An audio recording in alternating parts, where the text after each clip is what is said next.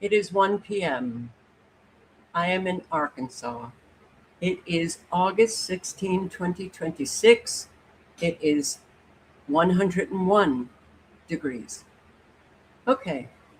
I think, and I've said this, recently in a number of videos, that I'm really having a hard time with the heat when I've never liked air conditioning. The heat I've always been able to deal with. There's something up with this heat. Now, I'm not saying that it's so intolerable that I'm dying, but there's something up with this. Like something has changed. Arizona, it wasn't so much the heat as it was the sun was so brutal. Well, the sun here is brutal as well. But it's almost, as I got closer to 1 p.m., I thought, can I do this? Can I actually do this live stream? Which, it'll be either under an hour or just an hour. But um, I spoke to a subscriber today as well. She's in Nevada. She has it worse because it's hotter where she is. And she's really struggling. And she does feel like this is definitely different. And look at, wow, it's just a wow. I don't know, man. It's the temperature. Okay. At 1 p.m. And this is weird.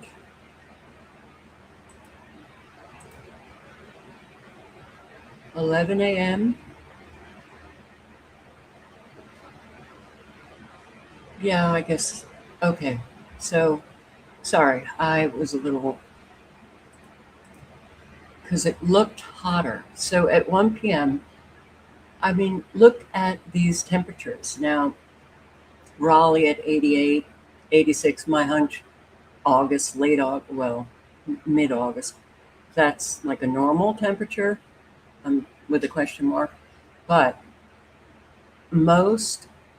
this entire area, along with Arizona and Las Vegas and San Diego area primarily, they're in their high 90s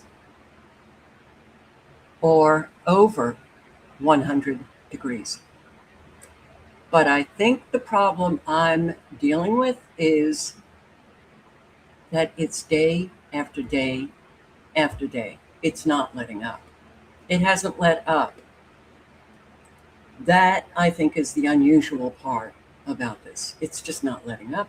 We just have to deal with this day after day after day. Okay, it's not fun at all. Okay, so I just want to say hi, Rage and Exile, and Kathleen, hi, Renee, hey, Tony, Andrew, hello, everybody. So, and what's not letting up? Our country, 'tis of misery, and to think that it's only going to get worse. Okay, a lot of people are struggling. And I spoke to a subscriber yesterday.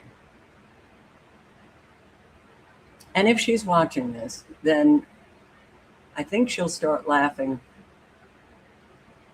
at my memory failure. But I hadn't spoken to her in a while. Spoke to her yesterday, and she was on a ladder, she fell, she broke a vertebrae, to the hospital, surgery, and comes home. She's told that it'll be like 3 months before she's able to return to work. And I believe, the things that I'm not sure, I'll just say, I believe she said she called her mother didn't answer and wouldn't come over to help. That, when I hear that, I know what that feels like. I know what it feels like. It is so um, cruel, for sure. But when you don't have your own mother that cares about you, your life is a struggle. Your life will be hard. That's the bottom line. Um, you're going to go through a lot of emotional wrangling. Um, and it also depends on whether this has been a lifelong experience for you, or a whole lot of people have been kind of disowned because, oh my God, you voted for Biden, you voted for Trump, you're no longer a Christian, and all that kind of crap, which is really remarkable when you know that a lot of people have been disowned based on that. Okay, um, that you got to believe what I believe. You got to vote how I vote. You have to have the same opinion. And if you do not, get out of my life, even if you're a so-called loved one.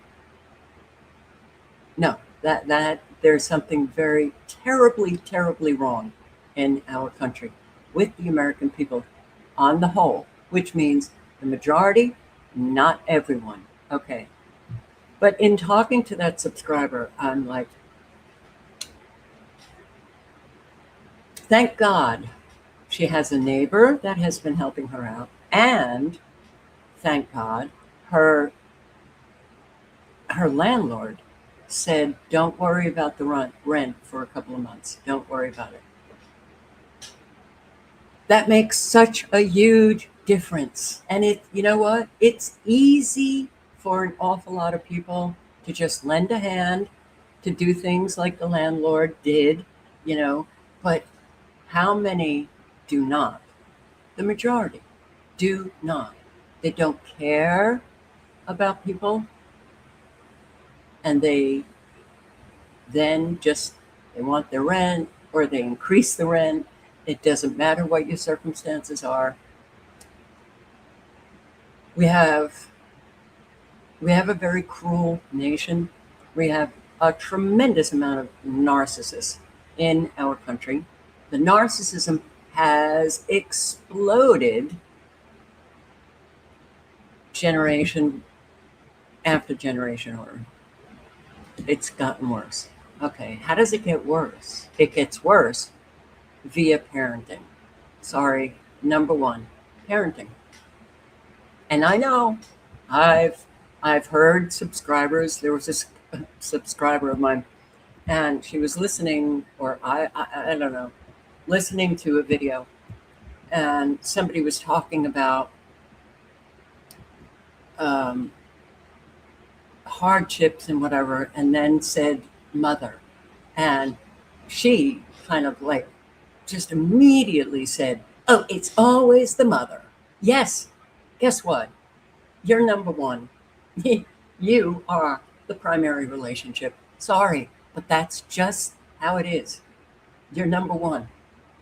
And if you fail with that child that you birthed, yes, sorry.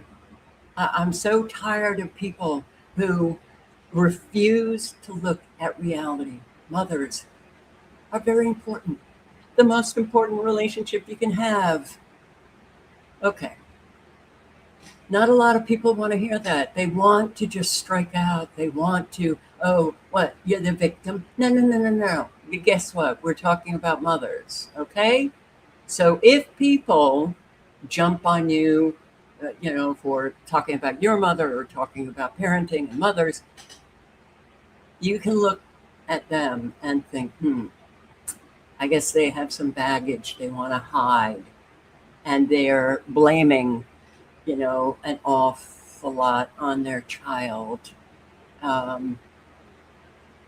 Some mothers, I'd say a lot of mothers are predatory in our society. In our society, we are not family oriented, as much as Americans would love to believe they are. Um, and frankly, it's really the white, European, Anglo-Saxon um, group that, as from what I have been able to glean over the years, it's the worst. Just um, you go to Italy, you go to Mexico, you go to an awful lot of Central and South American um, areas, very family oriented, very, South Korea, very, very family oriented. The children, a whole lot of them just don't leave, their parents' home until they get married, or until they have, a real job, and can absolutely sustain themselves. Here, get out. After college, good. You got a job, out, out, out. And it's still going on, unfortunately. But I think a lot are finding relief that the young can go back to their parents because of our fabulous economy. So,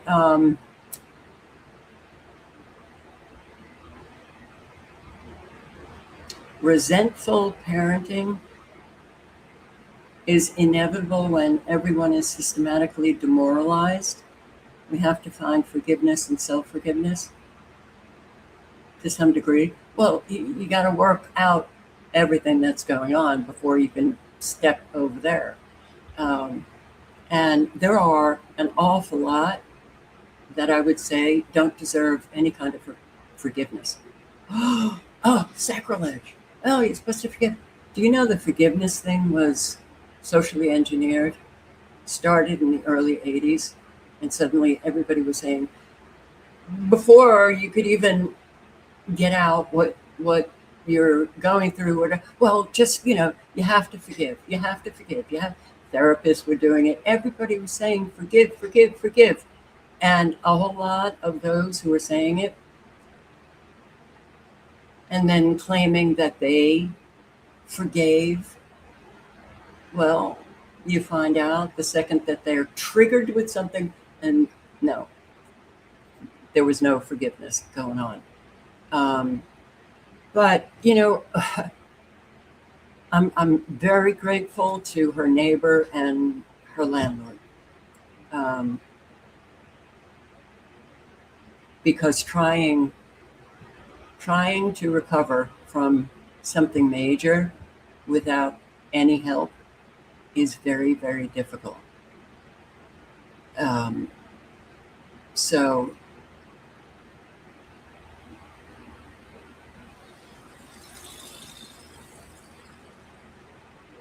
yeah, there are people with very loving and caring parents, and they're family oriented. Don't think that I'm, just everybody. No, there are. And in fact, the subscriber who said, oh, it's always the mother, comes from parents that were very loving, very caring, moved her a number of times out of situations that were really bad, and also bought her a house, so, but there were issues with her children, and she couldn't accept that maybe she played a part. It's not a horrible thing to acknowledge. We don't, really know how to parent, and a whole lot end up, because of whatever issues, end up screwing up. Now, with the real evil, very different from those who just screw up a little. She has actually children who are, still in her life, and she's very loving and caring now with them, and I consider her to be one of the two families that I have known or met that are relatively healthy, that they're bonded enough that they don't leave, you know, their family members to die. Outside of that, there's an awful lot of real problems with families. And they go through their entire life, never resolving any of it. And that is what is profoundly, it is such a tragedy to just never do the work necessary to repair, and you don't have to blame anybody, and you don't have to, but you need to be adults and sit down, and resolve, the issues in a family. But for most Americans, that means conflict. That means you're being aggressive. You're being this. It's a shit show that never ever, got flushed down the toilet.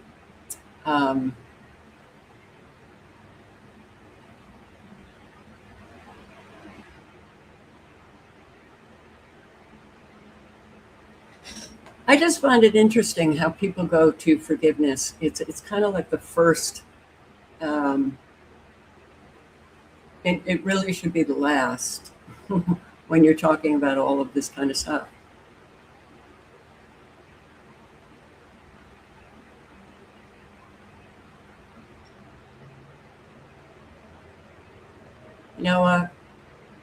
Do me a favor.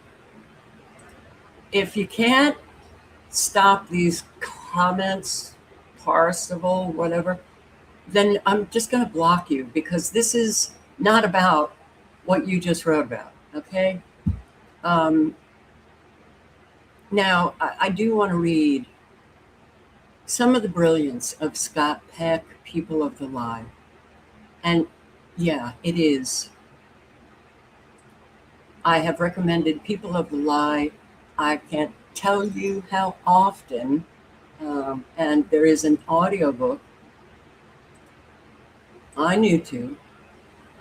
Video on a bell. Okay, copyright removal. Yeah.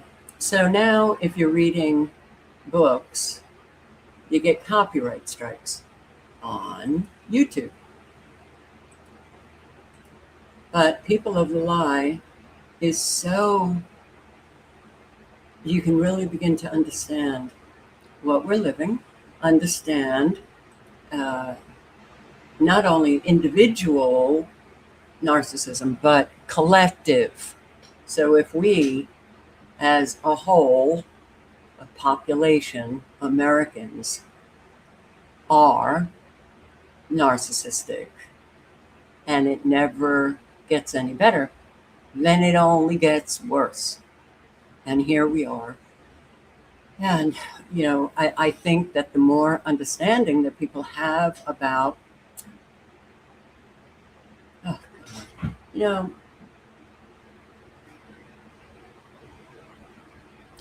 you're wrong. None of your business. You're wrong, okay? I'm so tired of this. I am so tired of these comments.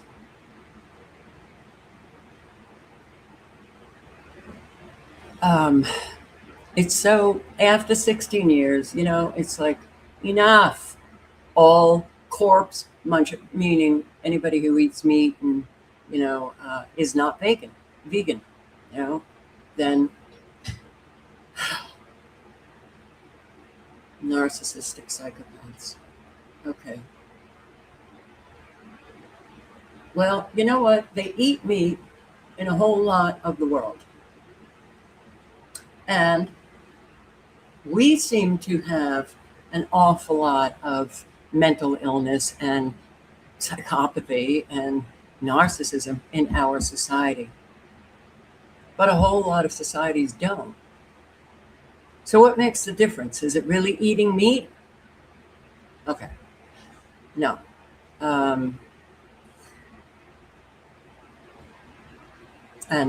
I don't. So do I need to bring up People of the Lie? Do I need to bring it up? Here it is, okay? People of the Lie.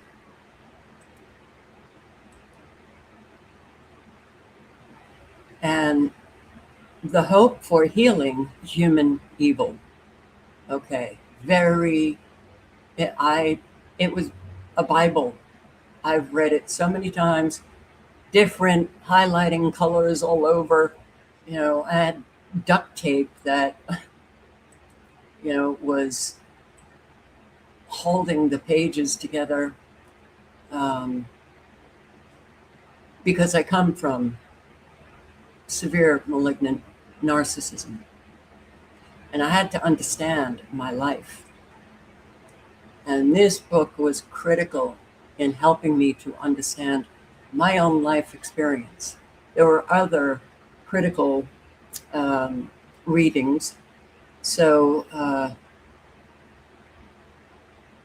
goodbye. Sorry, but I asked you and you couldn't do it. So, if even, and narcissism, malignant narcissism, it's all on a continuum. You know, you can have people that come from a real severe malignant narcissism, and then others that are less severe. You could have people that come from their narcissistic parents, but they're not malignant. All of it does damage. All of it does damage. So, but reading this, if you come from any kind of narcissism, and I'm not talking about, I'm talking about the pathological narcissism. This will help you understand your life experience. Or should I say, those who come from malignant narcissism, this will help you understand your life experience. Absolutely. I can say absolutely without a doubt. Even if you don't, if you purchase this book and don't want to read the whole thing, read the chapter on collective narcissism, when he's talking about the American people. And what essentially he says is, if this doesn't, heal in our country, everything will get worse. And voila, here we are. Here we are.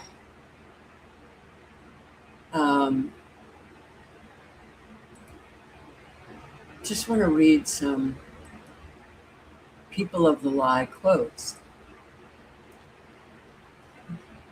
What we're watching on a daily basis with our fabulous politicians, Trump, all of the sailors and Marines, 5,000 of them on the USS Lincoln, and they're really struggling. They were supposed to, their deployment was supposed to be from November to May. They're still on this boat. They have horrible water, horrible food, and they're being treated like shit. A whole lot now are very, depressed, anxious. A whole lot have lost weight because the food is so horrible. I've gone on over this on lives, and Trump comes out and says that their deployment is not long enough, while holding them and extending their deployment from May to this date right now. And he has the audacity to say it's not long enough. And he was asked if if parents of the sailors and Marines had ever, contacted him or, talked about how their sons and daughters were being treated. And he said no, which is a lie. Hegseth, brushed it off. This is really, that's the kind of response that you get from profoundly sick people who do not care, have no compassion, and Trump for sure is a malignant narcissist. He treats all of us like shit.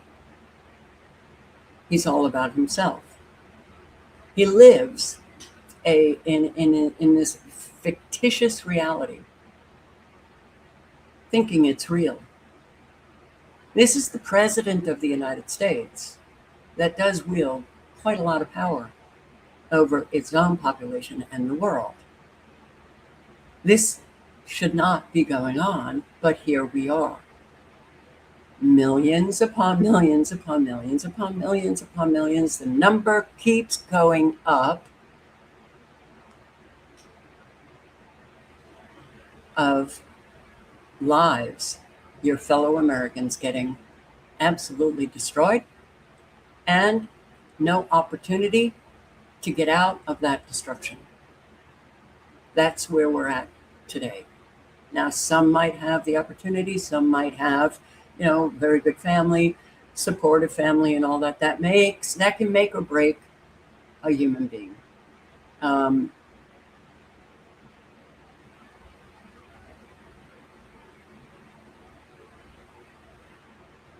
And unfortunately, considering that most Americans never do the most important work, looking at themselves, examining themselves, trying to understand how they operate in the world, their own behaviors, why they react to certain stimuli in a manner that is rather either exaggerated or they don't examine, and essentially that leads you to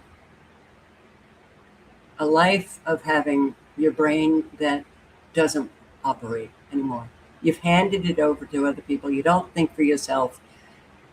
And in that condition, you're with the masses. You are with the masses, just shuffling along. Oh, what is your opinion? Oh, that's my opinion. Oh, you like so-and-so? Oh, so do I. It's all about seeking approval and going along to get along. And here we are. Okay. In my malignant narcissistic family, I began years ago, began to see, and I'm talking about when I was on YouTube, I'm still on YouTube, but I started to see the parallels between my own individual life experience as the scapegoat, by the way,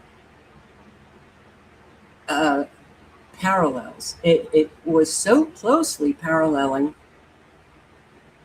what was happening collectively, to the collective, with all of these, politicians. And I started recognizing that, we have almost,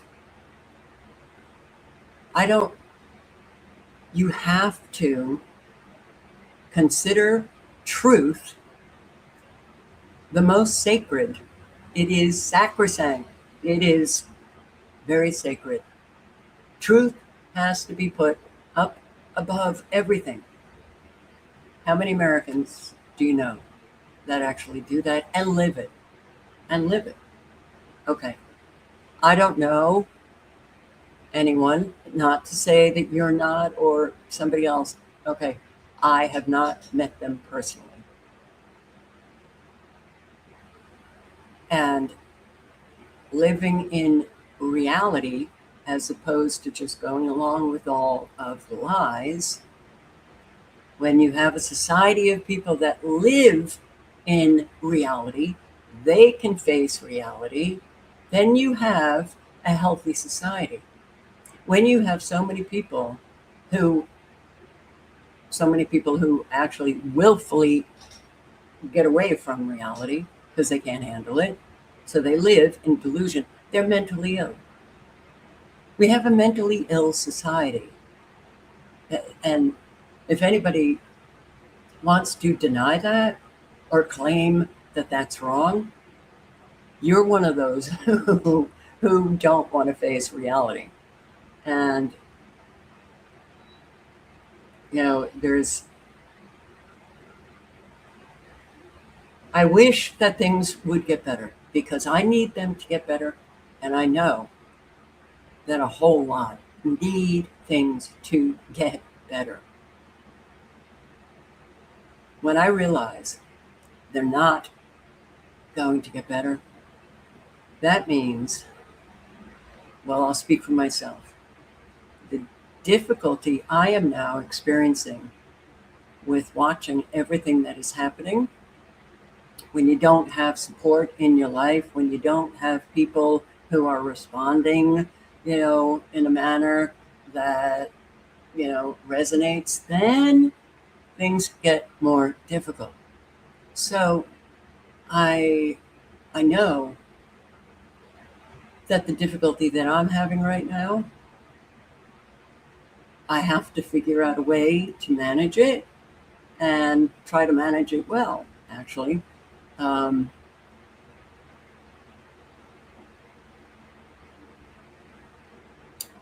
the scapegoat, black sheep, family clown. I'm not sure what that means.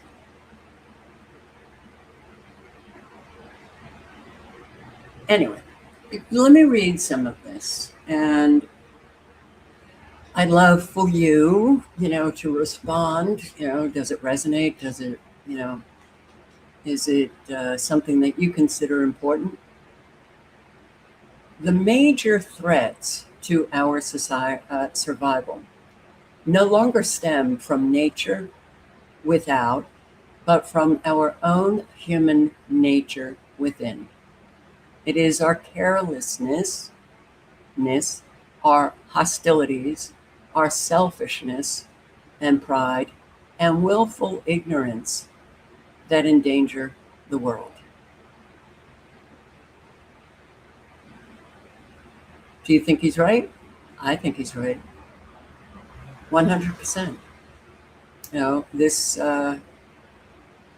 it's so clear that the selfishness in our country, the willful ignorance is so, it's painful to listen to, and carelessness, yeah. And the carelessness also, uh, goes along with the lack of self-awareness of people, and that they can be so careless in what they say to one another, how they treat one another, how their relationship is going. But the lack of self-awareness is really, it's quite shocking, actually. Having met, many, many, many, many people, subscribers, and, some subscribers would behave in such a way, and we would actually talk about it. Those were subscribers that were so wanting to work on themselves, and that was bullshit. Don't trap people, with all of, because you want them in your life, and you kind of trap them by reeling them in. You know what they're interested in, so you start talking about how you're interested in that too, and then the person that you trap realizes you were full of shit. But what happens? It's the person who got reeled in suffers the consequences. So people don't even know one another, their own self, I'm sorry. They don't know themselves well enough to be able to be honest about who they are, honest with other people about what they want. They'll, for that moment, they want this, and then they start, some can start very kind of aggressively to get it. And then when they get it and it doesn't turn out the way they want, boom, that's when you begin to suffer the consequences. They're triggered the moment you call them out on even the slightest thing.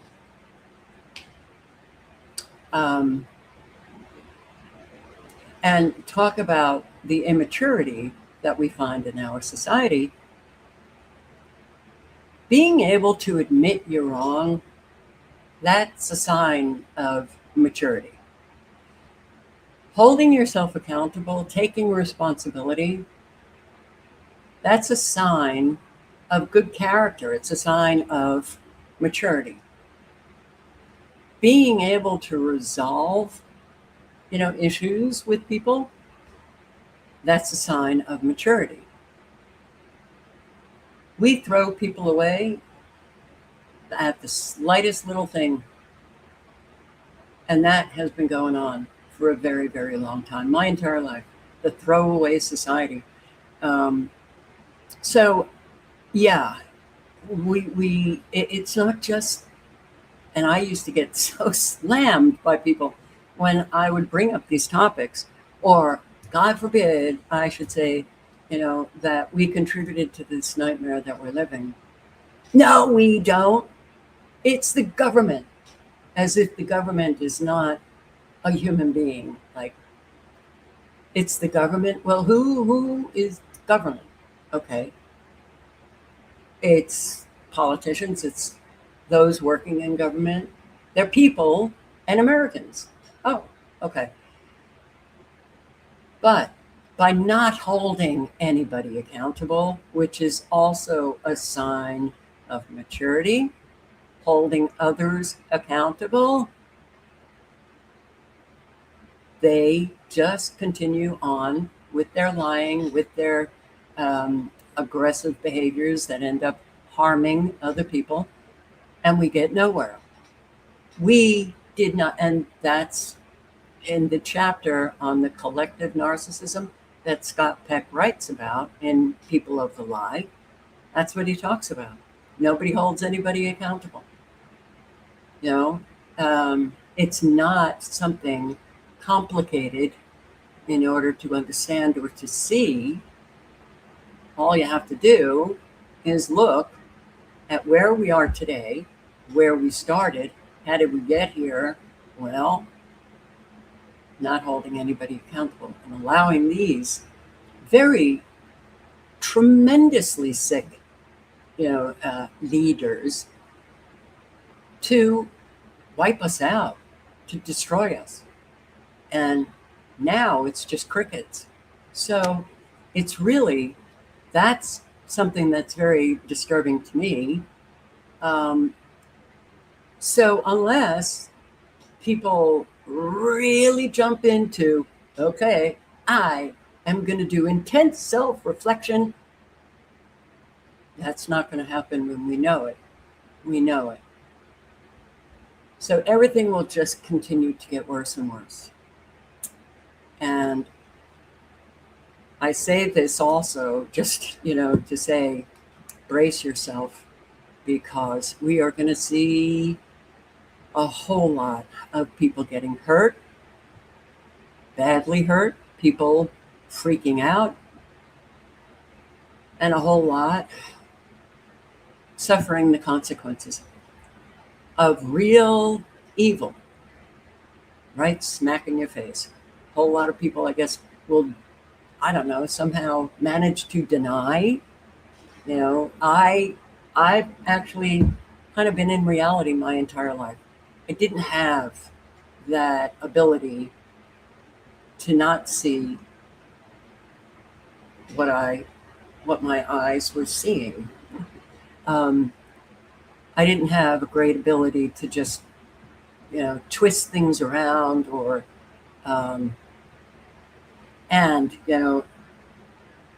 it was a family member who said, Carol's problem is that she calls a spade a spade.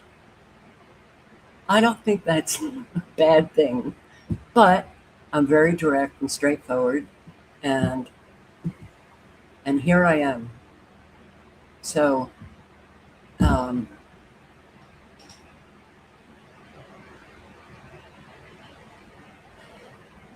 if we were okay, the American people, if we were healthy and not well-adjusted to a deeply disturbed society, if we were not selfish, And if we did not practice, our one value, which was on the road to material success, if we were healthy,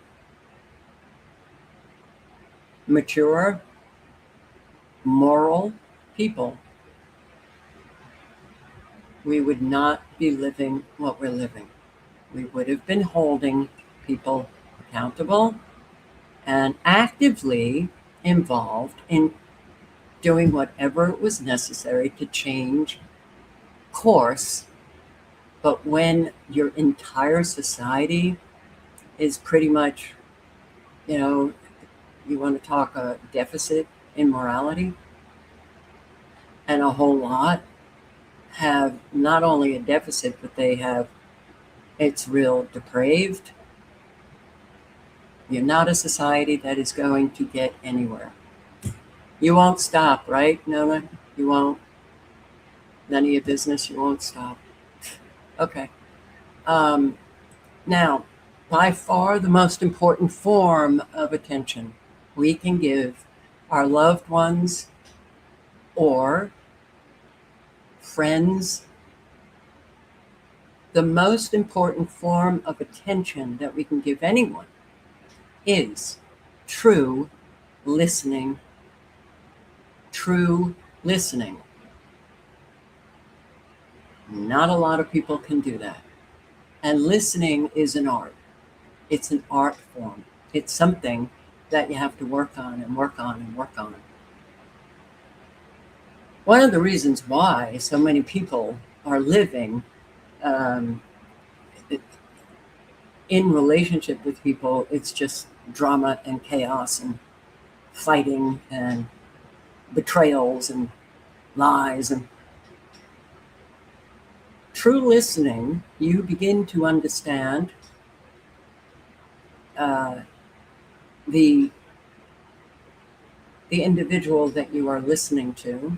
In the absence of yourself, that brain, a whole lot of people listen to people in a manner of their brain's just going with how they're going to be responding as the person is still talking, sharing.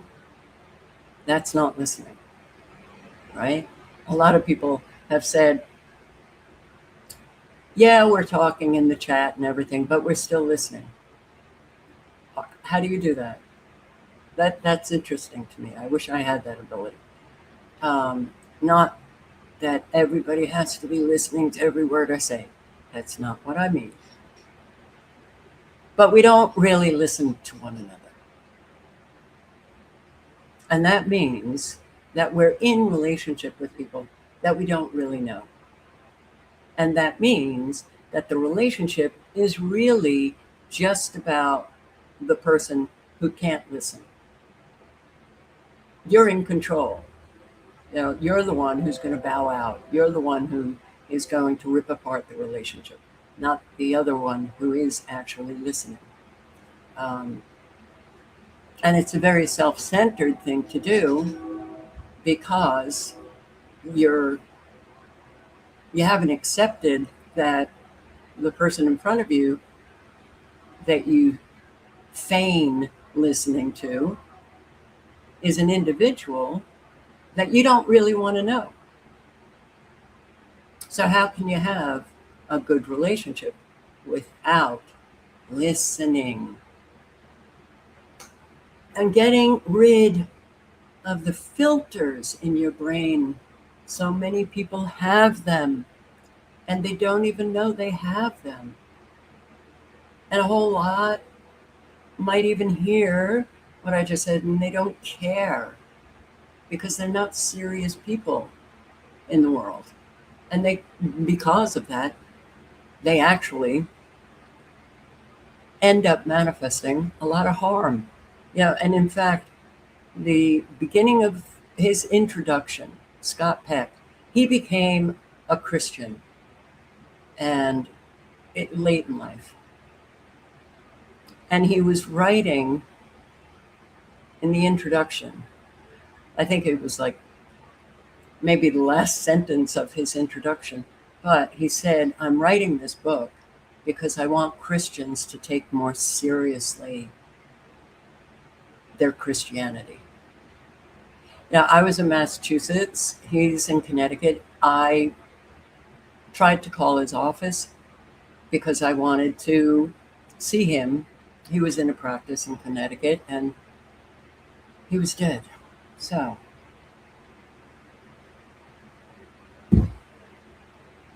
if just don't wait on things, do it. Do it immediately. Now, this I think is really brilliant. Okay. When I say, this is Scott Peck and People of the Lie, when I say that evil has to do with killing, I do not mean to restrict myself to corporeal murder. Evil is that which kills spirit. There are various essential attributes of life, particularly human life, such as sentience, mobility, awareness, growth, autonomy, will. It is possible to kill or attempt to kill one of these attributes without actually destroying the body.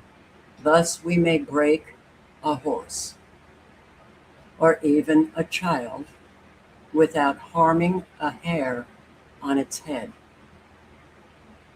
Though a lot of people break horses by harming a hair on its head. Erich Fromm was acutely sensitive to this fact when he broadened the definition of necrophilia to include the desire of certain people to control others, to make them controllable, to foster their dependency, to discourage their capacity to think for themselves, to diminish their unpredictability and originality, to keep them in line. What does that sound like? It sounds like an awful lot of those who have jobs in government, in law enforcement. Distinguishing it from a biophilic person, one who appreciates and fosters the variety of life forms and the uniqueness of the individual, he demonstrates a necrophilic character type, whose aim is to avoid the inconvenience of life by transforming others into obedient automatons, robbing them of their humanity. Evil, then, for the moment, is the force residing either inside or outside of human beings that seeks to kill life or liveliness. And goodness is its opposite. Goodness is that which promotes life and liveliness. So I was thinking about this after I spoke with my subscriber yesterday. She's got a mother who won't even, pick up the phone, won't come to help her. That is somebody, she's sending the message, I don't care if you die. And in fact, if you don't get any help, the likelihood is higher that you will. Nothing could be more hurtful, damaging to a child, regardless of age. Nothing. But she's got a counterbalance. She's got the good, the neighbor who helps out, the landlord who says, don't worry about rent for the next couple of months. So it's a balance. Now, the hurt from a mother never goes away. Yeah, it's there to stay. That kind of hurt? Oh, yeah. But thank God there's a balance. The good people will want her to get better, to heal, so that she can live her life. And you have the evil, the malignant narcissists, who really will do everything they can to destroy your life. It is what I'm living. They are extremely dangerous. They are evil. And they can. I used to get these comments from subscribers. Nobody can do anything. You just let them do it. You just let them do it, Carol. It's your fault. Okay. I did everything in my power to survive my family and to survive life. And I wasn't somebody who wanted luxury. I just wanted a simple, stable life. Okay. Most of the subscribers who have, been with me for years know I do not have a stable life. And each step has just been more and more destruction and loss. And so,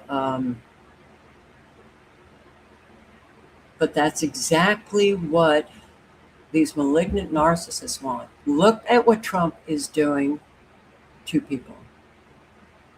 Now, I think about all of just weather alone, just 2026 alone.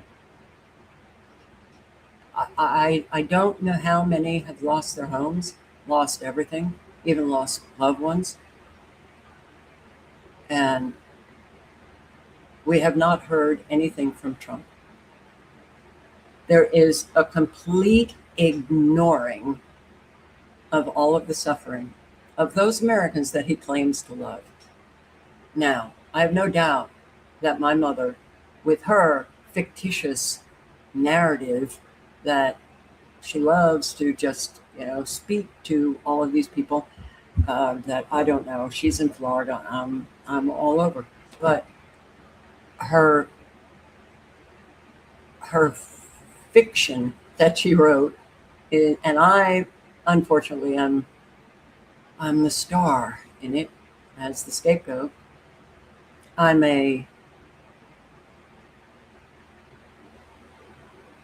violent, mentally ill drunk. Why? And when you do that self-reflection, you begin to understand, and then you're thinking, what? How? I don't drink. No, my family is violent. My mother is violent, and mentally ill. Okay. They're severely mentally ill. But I've had so many of those moments where you're stopped dead in your tracks, and the light bulb goes off. And you're like, oh, this is why I can't be invited to anything, nothing, no weddings, no funerals, nothing. I get invited. They don't even call. But it dawned on me that how could they invite me? Somebody might recognize that, oh, she doesn't drink. She doesn't seem mentally ill. And, well, the violent part, I don't know how you determine whether or not, because nobody would think my mother is violent. In fact, quick story. I don't know how long ago it was. There was only as adults, there was only a 6-week period that I actually had some consistency with a communication with my older sister. And I loved it. I always wanted my sister in my life, but that was not meant to be. She told me this story. It was a Saturday night. This was in the Hamptons, Long Island, and my mother and stepfather had a place in the Hamptons. My sister lived in the Hamptons. They had my mother and stepfather over for dinner Saturday night, my sister and her husband.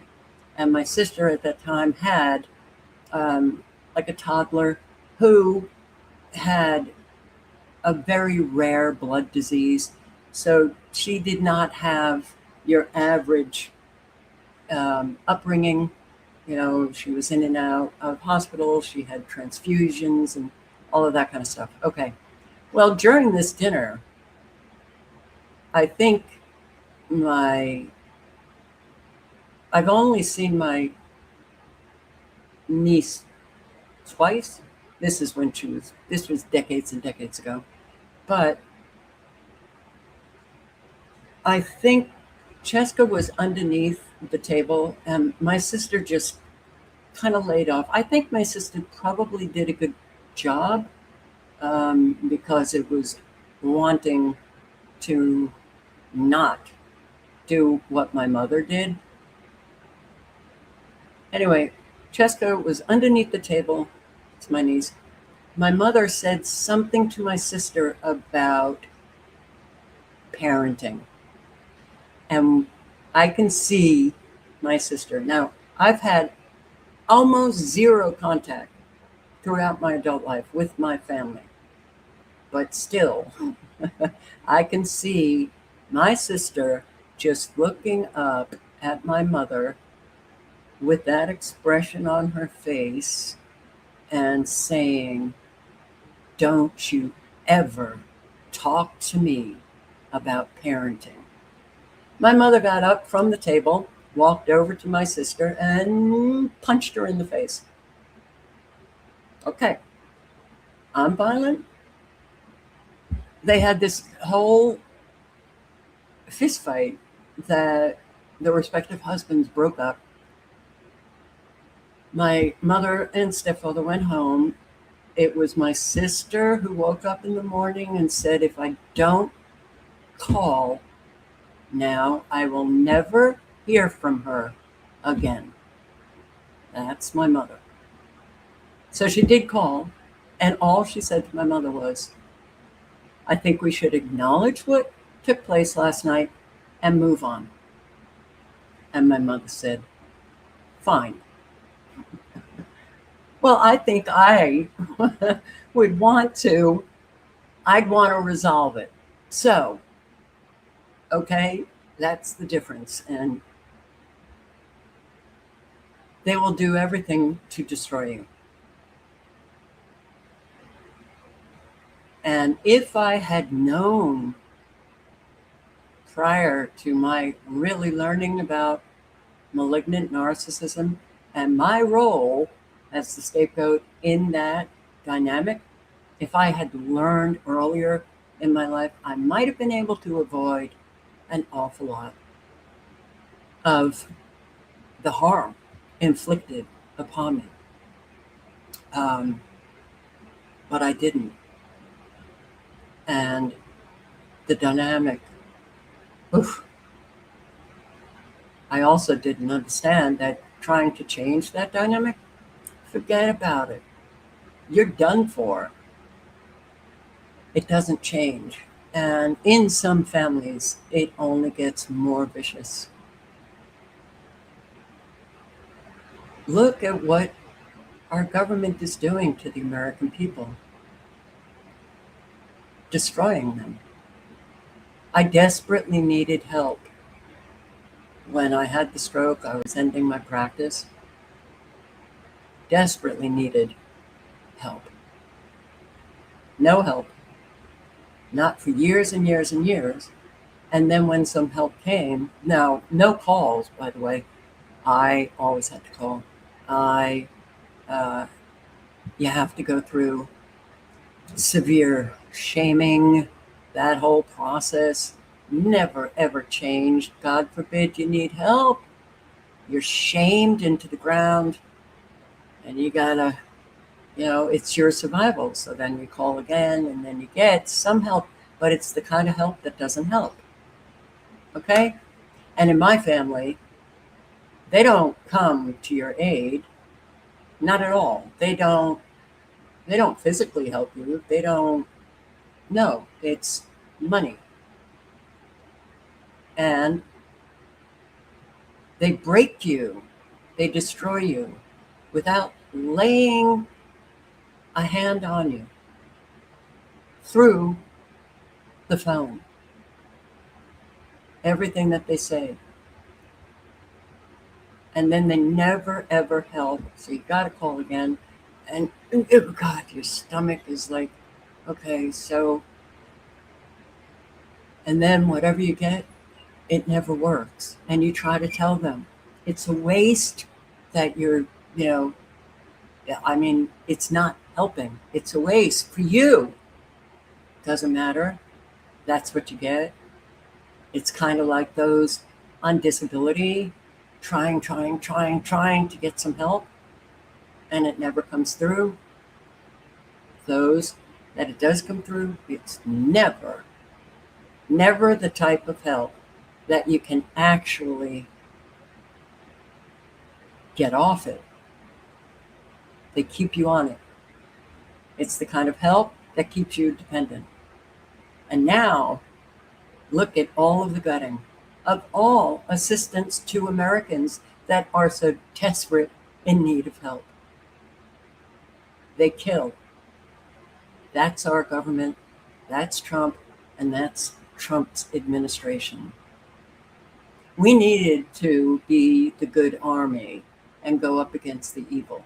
Now the evil is so profoundly powerful that there's no way that we could do anything not with our population. And there's so many people who feel comfortable getting abused. They have no respect for themselves. They're so demoralized. And they've normalized, our government leaders abusing them. It was House Speaker Johnson in an interview who said, which I sometimes just want to jump through the screen and slap the shit out of these people. He actually answered a question, which was, for all of the young who are really struggling, they can't find jobs, they're moving back with their parents, they can't afford the rent, they can't buy homes. His response was, well, they shouldn't rely on government. It's been the government and their policies that have brought us right here. Don't rely on government. So he yanks away an awful lot of the assistance for people who are in desperate need of help. He never acknowledges all of the people who have lost everything in all of these fires and weather events. He yanks away the health insurance by just allowing Obamacare, regardless of what you think of it, Obamacare to, just phase out. They have no health insurance plan for any Americans. We're getting so unbelievably destroyed. And I guess for most Americans, it feels familiar. I don't know. But we don't even protect our own self. But I will say this. Trump makes his mental illness, he puts it on stage, okay? Anybody denying that he's really evil and mentally ill, they want to deny it. I guess they're comfortable in denying that. They can go on supporting him and think everybody else is, just crazy for bringing reality to them. It's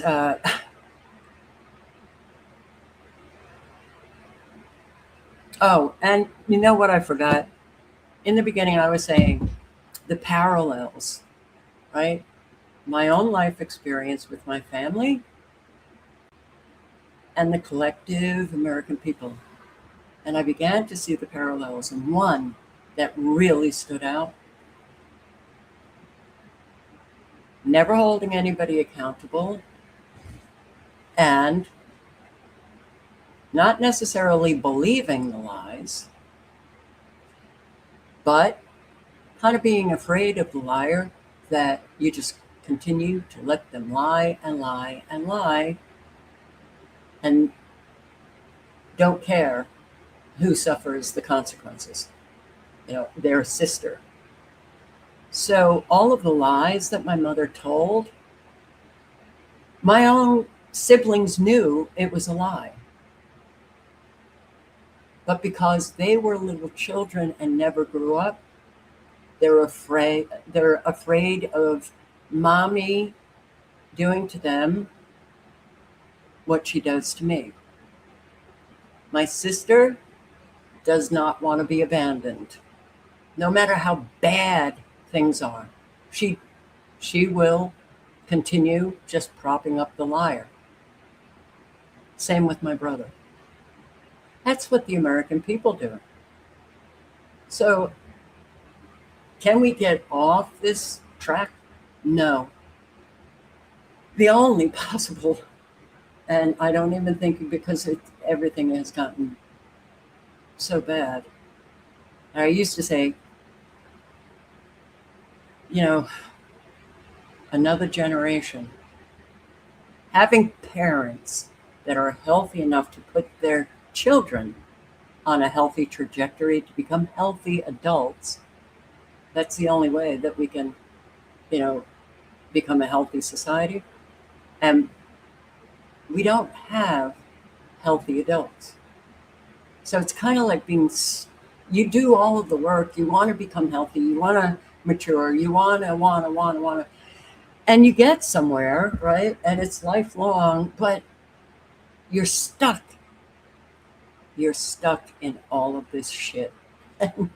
Oh boy, did I want to get out of it. And I thought I could manage getting out of it. And I didn't realize how widespread it is. So here we are.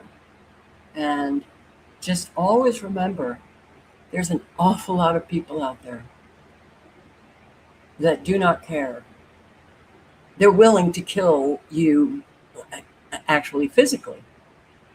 But an awful lot have no problem killing your spirit, killing your will, your emotions, hurting you, everything.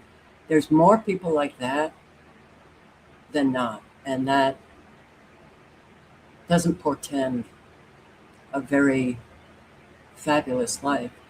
So also, since true listening involves a setting aside of the self, it also temporarily involves a total acceptance of the other. Sensing this acceptance, the speaker feels less and less vulnerable and more inclined to open the inner recesses of his or her mind to the listener.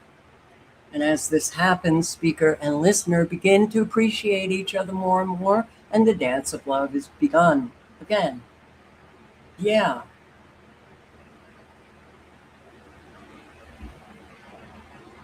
We have to learn how to listen, setting aside ourselves. And integrity is never painless. Oh, God. Not in our society. You have integrity and you just can't, live a life. You gave up the pretense. Your spiritual practices, actually, you live honestly and speak honestly. You get destroyed. That's how profoundly sick and immoral and depraved is our society. We see it all of the time. The people who are psychopaths and narcissists and can lie, they get promoted. They're very successful. Those who can't, a whole lot of them get destroyed by those who never even think about integrity. So, and how strange that we should ordinarily feel compelled to hide our wounds when we are all wounded.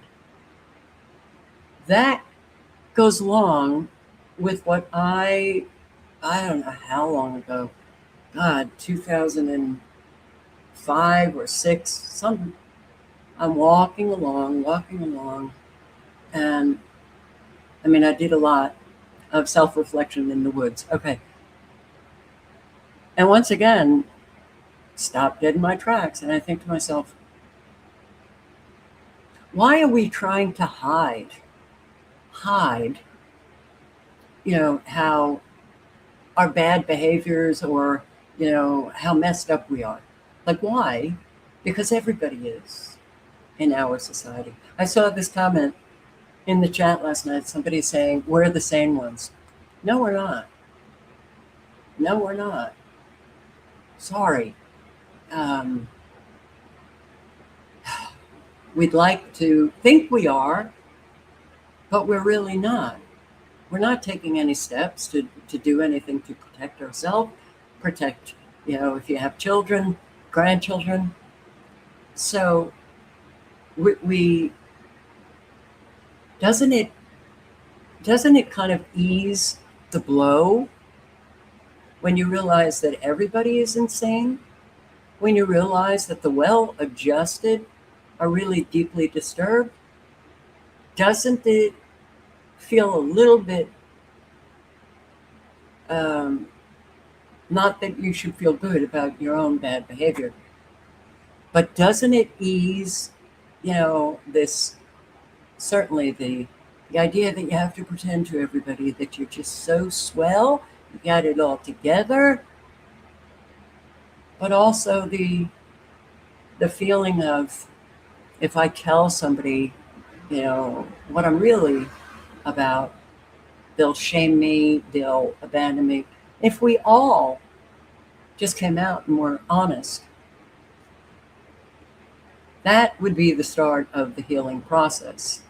But I don't understand why so many people are afraid or embarrassed to admit that, yeah, I don't have it all together. And maybe a lot of my behaviors ain't so swell. We're all there. So anyway, it's 2:12. I just, when I see what's happening to us on a daily basis collectively, and then I think about how diseased our society has become, with evil that is really shocking. Even I didn't think that it would get this bad, but here we are, And yes, all human interactions are opportunities to either learn or teach. Absolutely 100%. And I will tell you that I want to be around serious people, not that they don't joke and not that they don't laugh, but people who take life seriously, and are still growing and learning and then teaching, not with ego, but this is what I learned.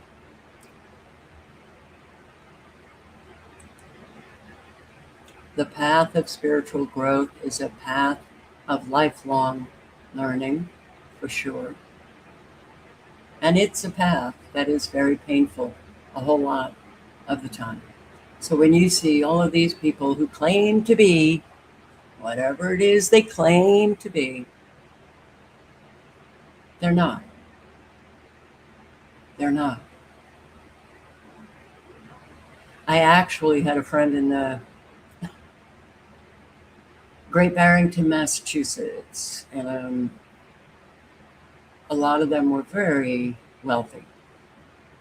And one of them, who was very wealthy, actually claimed that all of what she had, all of the material success and the house and the property and yada, yada, yada, it was because God recognized how good she was. Oh, so God gave you all of this? Wow. Not your husband. We're such a delusion seems to be the error that, It's wild. But I have this dream, but I know it's not going to happen. Children will, and I'll end with this. Children will in my children will in my dream be taught that laziness and narcissism are at the very root of human evil and why this is so. They will come to know that the natural tendency of the individual in a group is to forfeit his or her ethical judgment to the leader, and that this tendency should be resisted. And then, or they will finally see it as each individual's responsibility to continually examine himself or herself for laziness and narcissism, and then to purify themselves accordingly.